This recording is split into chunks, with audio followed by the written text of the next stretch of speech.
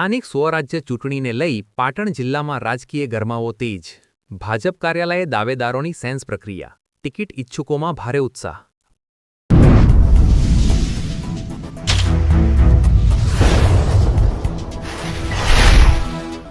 પાટણ જિલ્લામાં આવનારી સ્થાનિક સ્વરાજ્યની ચૂંટણીઓને લઈને રાજકીય ગતિવિધિઓએ જોર પકડ્યું છે. જિલ્લાના 9 તાલુકા પંચાયત, 1 જિલ્લા પંચાયત તેમજ પાટણ અને સિદ્ધપુર નગરપાલિકાની ચૂંટણીઓ નજીક આવતા રાજકીય પક્ષોમાં ટિકિટ માટેની દોડ શરૂ થઈ ગઈ છે. આજે પાટણ જિલ્લા ભાજપ કાર્યાલય ખાતે પક્ષ દ્વારા દાવેદારોની સેન્સ પ્રક્રિયા યોજાઈ હતી, જેમાં સિદ્ધપુર, સરસ્વતી અને પાટણ તાલુકા પંચાયત તેમજ જિલ્લા પંચાયતની બેઠકો માટે ટિકિટ ઇચ્છુક ઉમેદવારોની રજૂઆતો સાંભળવામાં આવી હતી.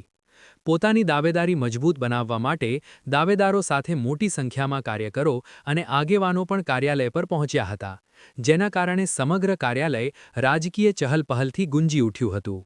પક્ષ દ્વારા યોગ્ય, સક્ષમ અને જીતાડુ ઉમેદવારોની પસંદગી માટે ખાસ નિરીક્ષકોને જવાબદારી સોંપવામાં આવી હતી. આ નિરીક્ષકોમાં રીવાબા જાડેજા, બાબુભાઈ જેબલિયા અને દિલીપભાઈ પટેલ હાજર રહ્યા હતા. તેમણે દાવેદારો સાથે 1-to-1 સંવાદ કરી તેમની રજૂઆતો અને દાવેદારી અંગેની માહિતી મેળવી હતી. આ દરમિયાન રણુજ જિલ્લા પંચાયત સીટ પરથી શિક્ષિત ઉમેદવાર તરીકે રણુજ ગામના હાલના ઉપસરપંચ ભગવતીબેન રાયકાએ પણ પોતાની દાવેદારી નોંધાવી હતી અને સેન્સ પ્રક્રિયામાં ભાગ લીધો હતો.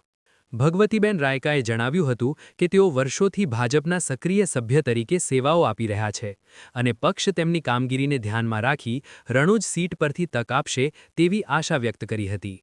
તેમણે વિશ્વાસ વ્યક્ત કર્યો હતો કે જો પક્ષ તરફથી ઉમેદવારી મળશે તો રણુજ જિલ્લા પંચાયત સીટ ભાજપના ખાતામાં બહુમતીથી જીતાડવામાં આવશે. સ્થાનિક સ્વરાજ્યની ચૂંટણીની જાહેરાત બાદ હવે પાટણ જિલ્લામાં રાજકીય હલચલ વધુ તેજ બની રહી છે અને આગામી દિવસોમાં રાજકીય ચિત્ર વધુ રસપ્રદ બનવાની શક્યતા વ્યક્ત કરવામાં આવી રહી છે. અહેવાલ અનિલ રામાનુજ, લોકાર્પણ.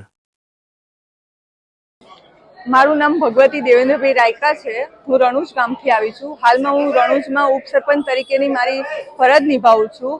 હું TY BCom સુધીનો મારો અભ્યાસ છે અને હાલમાં હું જિલ્લા પંચાયતમાં પાટણ જિલ્લામાં રણુજ સીટ ઉપરથી દાવેદારી માટે થઈને અહીંયા આવી છું.